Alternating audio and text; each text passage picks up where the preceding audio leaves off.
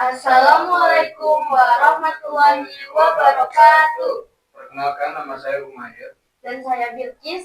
Kami adalah siswa-siswi kelas 10 Sekolah Indonesia Kairo. Sekolah Indonesia Kairo. Jaya, jaya, jaya. Jadi kegiatan yang kami lakukan ini adalah kegiatan kelima atau proyek penguatan profil pelajar Pancasila yang merupakan bagian dari kurikulum Merdeka. Proyek yang kami pilih adalah podcast dengan tema gaya hidup berkelanjutan, di mana kami akan membedah bagaimana Sekolah Indonesia Kairo mempunyai visi misi supaya eksistensinya tetap terjaga ke depannya dan mampu bersaing di kancah nasional maupun global. Pada kegiatan kelima kali ini kami merasa terhormat karena bisa menghadirkan Bapak Abdul Mutali sebagai narasumber kami. Beliau adalah atas pendidikan dan kebudayaan di KBRI Kairo, namun karena kebetulan saat beliau datang, Sekolah Indonesia Kairo belum memiliki kepala sekolah. Maka beliau juga mendapatkan amanah menjadi pelaksana tugas kepala sekolah di Sekolah Indonesia Kairo. Selamat datang Bapak Mutali. Selamat datang. Bagaimana kabarnya hari ini? Alhamdulillah, sehat, berkah, jaya, jaya, jaya. Kami sangat senang Bapak bisa berbincang dengan Bapak. Semoga melalui podcast ini, kami khususnya dan seluruh siswa-siswi pada umumnya bisa mendapat banyak ilmu dan inspirasi yang bermanfaat. Izin menanyakan pertanyaan pertama. Silakan. Sampai saat ini berapa lama Bapak sudah menjadi PLT di SIK dan kesan apa saja yang Bapak dapatkan? Alhamdulillah, saya tiba di Kairo 1 Maret 2024. Jadi relatively saya sudah 11 bulan ya.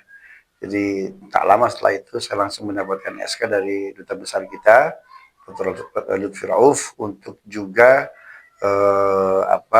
menjadi Kepala Sekolah Indonesia Kairo begitu. Jadi relatifnya sudah 11 bulan.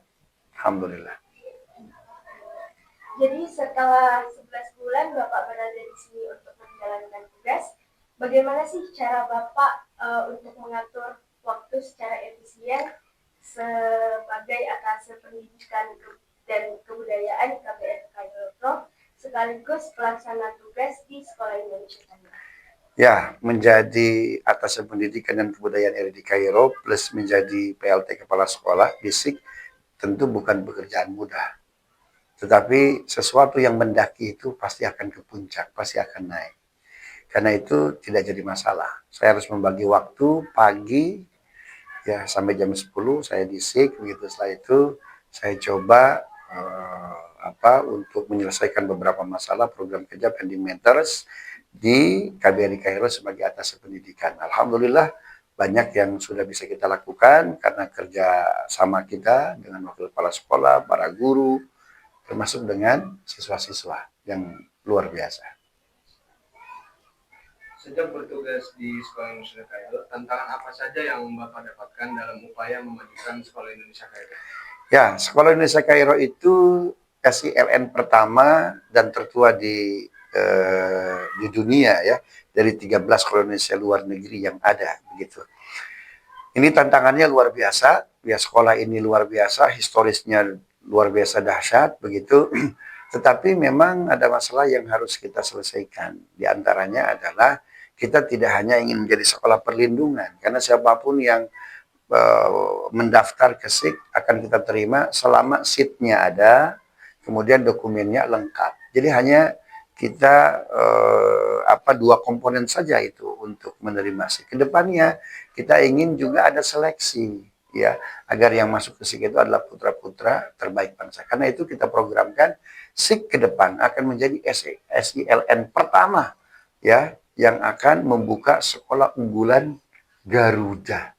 Jadi yang baik, yang hebat-hebat diaspora Indonesia di luar negeri tanpa harus ke Indonesia, maka daftarlah di sekolah unggulan Garuda Sekolah Indonesia Kairo. Kedepannya seperti itu. Jadi bukan hanya perlindungan, tapi juga kita bermain di kualitas. Demikian.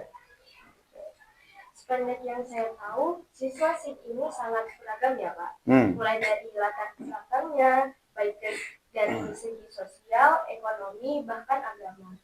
Tentunya kesenjangan dan perbedaan tersebut menjadi tantangan sendiri bagi Bapak Bagaimana sih kiat Bapak untuk mengatasi permasalahan tersebut? Ya, inilah sekolah Indonesia Kairo. Indonesia itu beraneka. Indonesia itu bineka tunggal ika, beragam budaya, beragam bahasa, bahkan agama. Karena itu kita menerima siswa-siswa SIK itu bukan berdasarkan agamanya.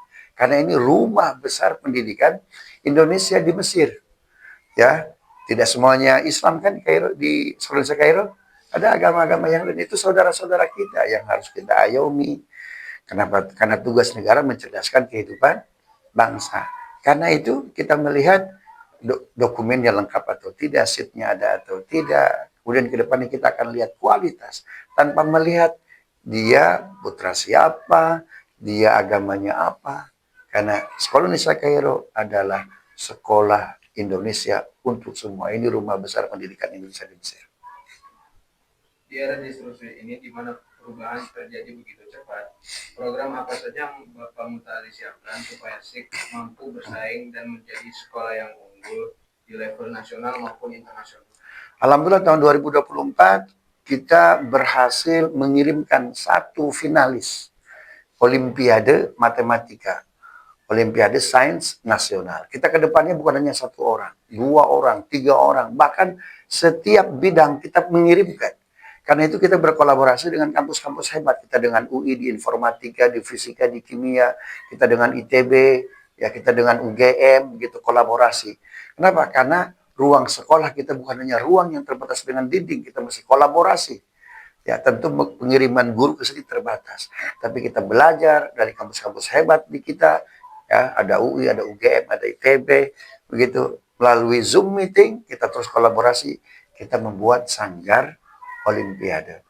Bahkan yang sudah berjalan ini juga untuk penguatan integritas, akhlak, religiusitas itu, kita kerjasama dengan Al-Azhar. Ada program tahfiz Quran setiap hari Jumat. Jadi dari sisi sains, dari sisi imtak, iman dan takwa, sainsnya, terus kita bangun terus, kita kolaborasi. Gitu, agar Indonesia Emas 2045 ini bisa kita realisasikan.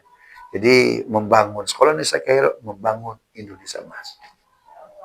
Wah, luar biasa sekali nih Pak, program-program yang digagas Bapak Abdul Mutahari. Semoga Allah mempermudah Bapak Amin. untuk melaksanakan program-program tersebut. Amin. Amin. Dengan program yang sedemikian hebat nih Pak, seperti apa sih sumber daya manusia guru dan tenaga kependidikan yang dimiliki oleh SIK dan bagaimana tingkat kesejahteraan mereka? Alhamdulillah, Sekolah Indonesia Kairo memiliki 3 macam guru. Pertama, guru dinas. Ya, yang diberangkatkan dari Indonesia, dari Jakarta, ada seleksinya dan lain sebagainya. Kita insya Allah nanti Februari akan datang kepala sekolah. Sore, siswa-siswi akan punya kepala sekolah definitif. Dan dia diambil, beliau ini namanya Pak Priyo Nugroho. Ini termasuk kepala sekolah teladan nasional.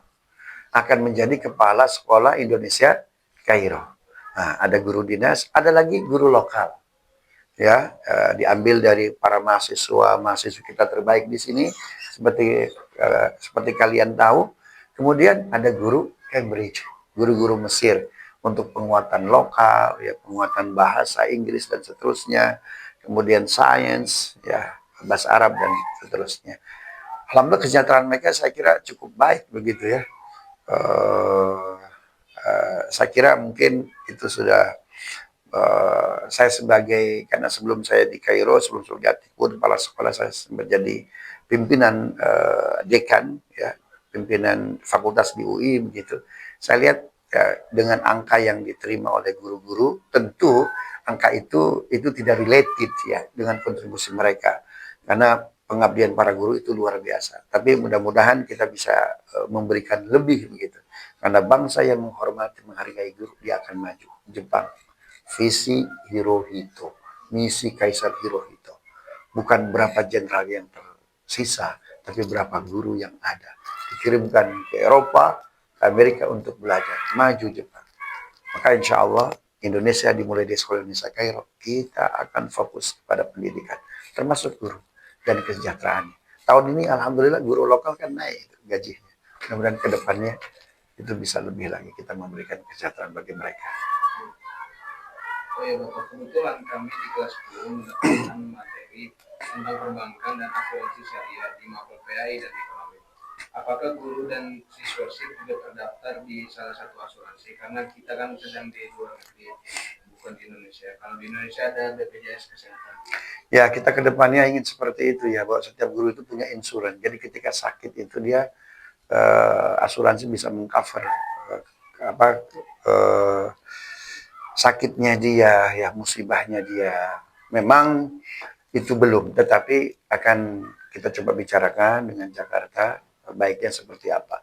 Walaupun memang beberapa informasi kami dapatkan bahwa dalam salary yang mereka dapatkan itu include di dalamnya ada insuran. Ya, ini pertanyaan bagus. Ini sayangnya siswa murid kepada guru. Itu bagus. Gitu. Nah, kita kembali ke program kerja untuk siswa-siswi SIP nih Pak. Apakah ada program khusus pembinaan bahasa asing bagi mereka Pak? Mengingat SIP ini kan berada di luar negeri. Ya, jadi kurikulum SIK ini kita ambil dari dua kurikulum. Pertama kurikulum nasional, yang kedua Cambridge. Di Cambridge itu, seperti kalian tahu, kan semua materi mapel disampaikan dalam bahasa Inggris. Selain bahasa Inggris sendiri, itu menjadi mata pelajaran gitu ya. Karena Cambridge itu kan bukan sekedar bahasa Inggris, tetapi metode berpikir, konsep berpikir. Ya seperti yang kalian tahu, ada beberapa guru Cambridge di sini yang mengajar di SD, di SMP, ya di SMA itu memang seperti belum compulsory gitu. Karena kurikulum 2003 kan lebih tinggi. Kita sekarang sudah masuk kurikulum merdeka. Ada bahasa Arab juga sama. Gitu ya, kita ada penguatan bahasa Inggris ya dengan Cambridge-nya, kemudian ada bahasa Arab. Bahasa Arabnya native lagi. Siapa nama gurunya? Miss Emma. Nah, itu karena kedepannya Indonesia Emas itu harus siswa-siswi ya para pelajar yang menguasai bahasa asing. Kalau mau ingin tampil global, maka kuasai bahasa global. Pertanyaan terakhir ini Bapak, kami sangat kagum dengan pencapaian Bapak yang dipercaya sebagai atas pendidikan dan kebudayaan. Apa pesan dan kiat Bapak bagi kami supaya kelak kami bisa menjadi orang sukses, minimal menyamai kesuksesan Bapak? Jangan menyamai, melampaui. Saya bertanya kepada kalian, agar kalian sekarang belum punya rumah, agar punya rumah gimana caranya? Bekerja, menabung, boros tidak? Kalau ingin punya rumah, mesti boros, harus boros, jangan boros, menabung kan? Maka menabunglah dari sekarang, menabung bacaan. Ya, wahyu pertama Tuhan itu apa? Iqra, bacalah. Jadi orang yang membaca, dia akan menjadi leader. Dia akan menjadi super. Ya, belajar yang baik, belajar yang hebat, gitu. Berakit-rakit dahulu, bersenang-senang kemudian. Nah, maka ketika yang lain siswa-siswi main gadget, tapi tidak dengan siswa-siswi SIK, fokus belajar. Karena yang akan menguasai dunia, itu yang kuat bacaannya, kuat literasinya, dia mengglobal bahasanya, visinya kuat, future-nya kuat. Gitu ya. Jangan banyak main. Ya, yang lain silakan, tapi tidak untuk siswa-siswi SIK. Karena itu menjadi siswa-siswi yang hebat. Dia akan, siapa tahu nanti Umair akan jadi menteri di Indonesia. Bilqis akan jadi menteri, apa Bilqis? Menteri kedokteran ya, menteri kesehatan ya. Oke, karena itu belajar. Jadi suatu saat kalian jadi orang besar, maka bacaan kalian itu bisa dicairkan. Tapi kalau sekarang kalian tidak menabung bacaan, kalian kalau tampil mau bicara apa yang kalian sampaikan, tidak ada deposito bacaan. Bacalah yang banyak, belajarlah yang hebat. Gitu ya. Sekolah Indonesia Kairo. Jaya. Baik Bapak, terima kasih telah menjawab pertanyaan-pertanyaan kami dengan jawaban yang penuh ilmu dan inspirasi. Demikian podcast kami. Terima kasih sudah mengikuti podcast ini. Semoga obrolan tadi bisa menjadi inspirasi bagi kita semua. Sekolah Indonesia Kairo. Jaya. Assalamualaikum Warahmatullahi wabarakatuh. Alhamdulillah.